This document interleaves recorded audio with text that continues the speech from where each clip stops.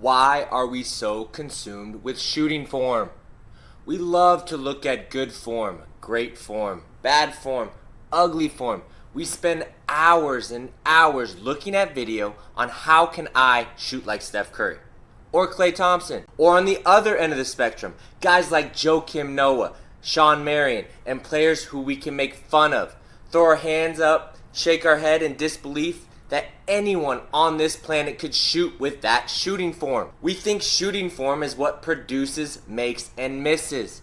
We believe things like, if I improve my set point, if I shoot with my index finger, I will improve my shot. Basically, we think if I improve my shooting form, I will fix all my problems. Want to know the real reason we love to analyze, critique, post, Google, YouTube, and teach shooting form? It is because it's the easiest thing to judge and talk about. Anyone, your local news guy, talk show host, parents, coaches, and even experts can discuss shooting form. What makes it possible is they will always be right. Because basketball is an imperfect sport. This game is made up of the best people in the world getting paid millions of dollars to miss more shots than they make. There will always be an example of someone shooting bad that someone can point to. There will always be missed shots. Right.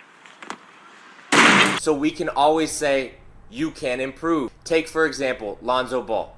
Everyone, and I mean everyone, has looked at this guy's form and said that he shoots with bad form. But didn't this form allow him to shoot 40% from 3 in college?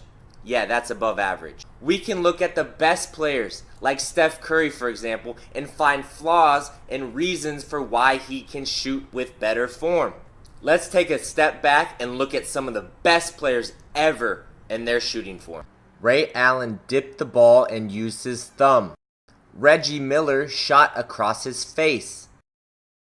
Jason Terry's elbow popped out. Paul Pierce had a slower release. Jason Kidd blew kisses every time he shot. Just kidding, but he did shoot more of a set shot. Kobe Bryant's shot was flat, and he shot off balance a lot. Dirk Nowitzki keeps the ball on his side and brings the ball past his eyes. Michael Jordan shot fadeaways and wasn't good at threes. Bird, Peja, Petrovic all shot differently. Great shooters like these tilt their toes, angle their bodies, and even rotate their hips. Klay Thompson has perfect form, but guess what? He still misses shots. Do these players shoot perfectly? No. Do they even shoot the same? No. So why do we continue to emphasize form over and over and over and over? Here are some truths about shooting form. Don't copy someone else's form just because. They might do something because their body is literally different. I have trained players whose elbows don't fully extend, whose fingers aren't completely straight, or one leg is bigger than the other.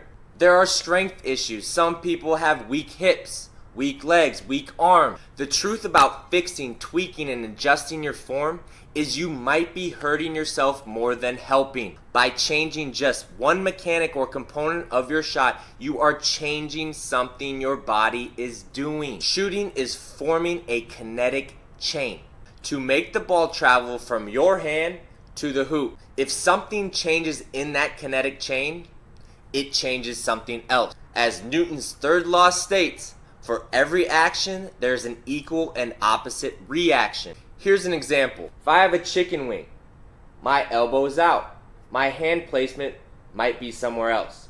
If I bring in that elbow, my hand will also move, therefore changing my kinetic chain. Final truth.